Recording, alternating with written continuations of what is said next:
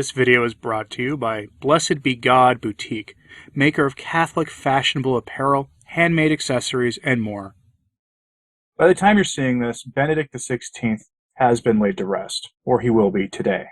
Unless this video gets delayed, which I half expect it to. So if you're seeing this, if this went live on a Saturday, I'm recording this early, my patrons had this before the late pontiff's funeral and everything else. If you're seeing this going live on a Saturday, it's because something I expected to happen did happen, delaying it. But otherwise, by now, Benedict XVI has either been laid to rest or is in the process of being laid to rest today. And I wanted to wait till today to really talk to you about what I expect to see next, because that has been sort of a hot topic among people talking about these things online, whether it's in commentary videos and podcasts like this, or if it's just in online discussions. What should we expect to see next? And I'm going to tell you the first thing that you're going to see coming next is going to be traditional Catholics who have largely kept quiet, because I've been having conversations behind the scenes with people who have been waiting until his funeral was done. Traditional Catholics are going to start saying the negative things about Benedict XVI. This should not surprise you, because traditionalists want or have a long-standing position of being hostile in some way or another to Vatican II. And Benedict XVI was one of the architects of Vatican II. His handler, Archbishop Gonswein, came out in an interview this week and said that Vatican II was so important to Benedict XVI that the purpose of Summorum Pontificum was to get traditional Catholics, one, away from Archbishop Lefebvre and the SSPX, and two, to get traditional Catholics to accept Vatican II.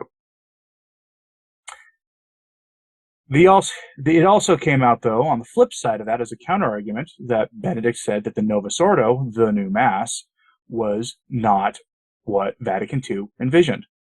So, it's a complicated issue. But you should expect to see traditional Catholics begin going after Benedict for some of those things, and, to be brutally honest, with the numerous things that he has said over the years that are frankly indistinguishable from much of what Francis says, including on theology, some of the heretical things that Francis says. There are a lot of examples of this. Benedict wrote 66 books. You're probably not going to see an end to this anytime soon, in fact, because people are going to start doing it. It's just going to happen. Whether you choose to tune in or not to that stuff is up to you. I probably won't even bother talking about it. I'm getting a little worn on the Benedict subject just because it feels like we crossed a threshold. And that's why I want to talk about really what's coming next. Because for all of its faults, I do believe Benedict XVI loved the church, and he loved our Lord, and he wasn't extremely hostile to us. And I don't share the opinion of some other trads on that. I just don't agree with the hermeneutic of continuity. That's my big critique of Benedict XVI, is that the hermeneutic of continuity is essential to, if you want to try to keep Vatican II and what it does, to make it Catholic, you have to have a hermeneutic of continuity. And the hermeneutic of continuity is simply viewing everything the council did and all the documents it issued, it's the instructions it gave, through sort of the lens of it being in, well, continuity, meaning in continuation, meaning being with what came before in the church. You have to read those things. But the problem you run into with that is that there are statements that just conflict. Ratzinger himself called the documents of Vatican II the anti-syllabus of errors, because the syllabus of errors, issued almost exactly a century beforehand, actually, by Pius IX, conflicts with the documents of Vatican II on religious liberty and a few other things. And if you recognize that there's a problem and those errors need to be corrected, a hermeneutic of continuity gets, well, complicated, if not impossible. There's only one bishop in the church today that I trust on the hermeneutic of continuity who could possibly make the hermeneutic of continuity work, and that's Bishop Athanasius Schneider, but he'll never be Pope. Short of us getting a Bishop of Rome, a Pope who is actually, more like Benedict, who then takes Bishop Schneider, makes him an archbishop somewhere, and then makes him a cardinal somewhere. Short of that happening, he's not going to become Pope. And he's the only one I trust to do that, because he is the only voice among the better bishops who is willing to take a look at Vatican II, say the hard things that need to be said about the problems there, and admits that they need to be corrected. He's the only one. It's the only reason I trust him on that. But what else are you going to see coming next besides, like, traditionalists begin talking brutally honestly about Benedict in ways that many of you will be very upset about? You've seen it already. At least at the time that I'm recording this, the funeral arrangements for Benedict have been announced. And he's going to be the first pope in something like 1600 years whose funeral does not have, at his funeral mass, does not use the Roman canon. This is the traditional prayer of consecration for the mass. In the Novus Ordo, there are like 4 prayers of consecration. The Roman canon is one of them. It was the sticking point, actually, for Bugnini and Paul VI versus Lefebvre and Ottaviani and a few others, when Ottaviani and Lefebvre and a few others threatened Paul VI and Bugnini by publicly outing them as heretics, because the new Mass, the first version of it, did not include the Roman canon, the consecration of the Eucharist. Yeah, that's kind of a problem, and so they included it, which is good, I guess. But Benedict XVI will be the first pope to receive a funeral without the Roman canon being used in the funeral Mass since like the 4th or 5th century. And the excuse that's being given is that Benedict was asked for a simple funeral. Now, that's the prayer of consecration. It's the traditional prayer of consecration. And many are reading this. I've seen Dr. Peter Kwasniewski on Facebook mention this. I've seen others mention that this is a slight against Benedict XVI, just another slight against him. You can have a simple funeral for Benedict without taking out the Roman canon from the funeral Mass that the whole world will be watching. Now, what else is going to happen? I mean, it's a sign of what's going to happen. His legacy is going to be, they're going to slowly take his legacy apart, and they've already been doing this. I mean, Traditionis Custodes they were just impatient. They weren't willing to wait for him to go before they did that. I expected them to wait till he was gone before issuing Traditionis Custodes. I, like everybody else who thought that was wrong. We didn't think they'd be that brazen. And the rumor is, and has been, and I've gotten this from clergy who are well connected to Rome, from clergy, that there will be a follow-up Traditionis Custodes document coming. And I've been hearing that for a couple of months now. I will give no other details because it's a rumor. And if you've been paying attention, you know that rumors these days from Rome are at best shaky, because it appears that in Rome they're looking to find either who the leaks are in the Curia, who are telling mostly Americans what's going on, and to get rid of those people from the Roman Curia, to send them packing, send them elsewhere, or they're just gaslighting people on purpose, releasing misinformation.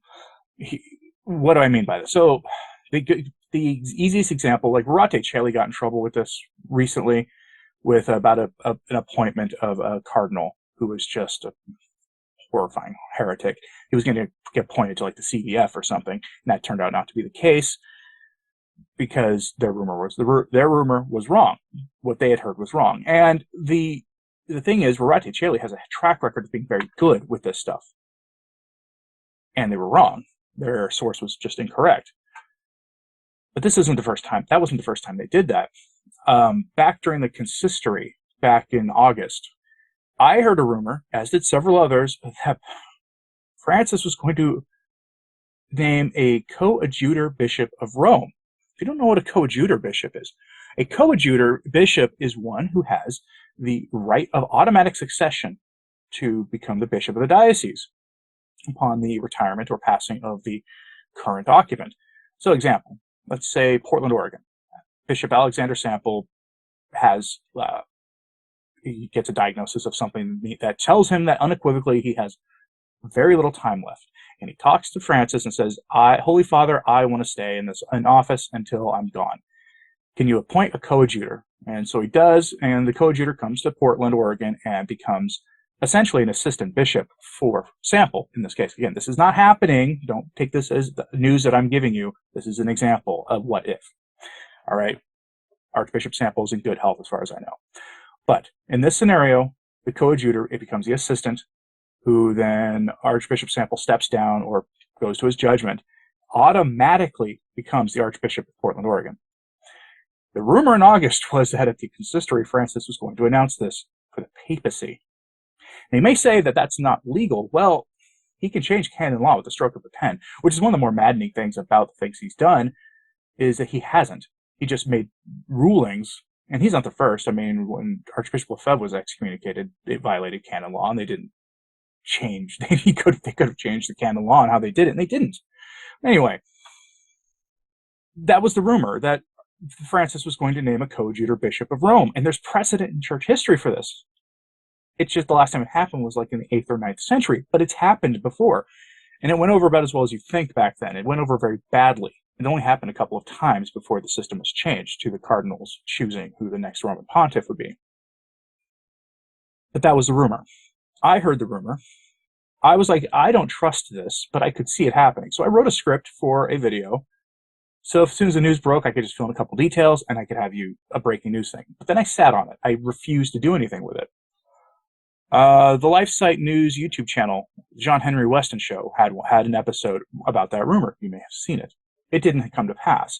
I saw a few other people talking about this. I talked about it on Twitter a little bit. Why am I taking this long tangent? Is because what I expect to see next is a lot of rumors about things coming. Most of them will not be true. What I expect to see next is Rome really just continuing with the synod on synodality. That's where they're going to be. But they make it more brazen. I was never on the Benedict is the real Pope, Francis is not trained. I just don't. I've seen the evidence and in the case and the arguments, and I'm not convinced. And so I don't have belief that Benedict was secretly the catechon or anything like that, like continuing to be the catechon holding things back. But what I do expect to see in 2023 is a crackdown on traditional Catholics coming. I will be surprised if that doesn't include social media figures too, by the way. That I can't, if I was in Rome and reportedly they are concerned about American influencers. If I was in Rome, I would be drafting a document on that all of us will, when they issue it, every single one of us will ignore. But I would be expecting that. I would expect the Latin Mass crackdown to happen probably in spring, because some of the documents that came out last year from various dioceses, they received letters when asking for help from Rome about what was coming next. They said that they were told to pull the plug on all Latin Mass offerings by, I think it was May 23rd of 2023. So somewhere around there, it's in the spring that they were told to pull the plug. I would be shocked if that didn't happen. If we didn't get a document saying that, at least for all diocesan TLMs, for that to happen.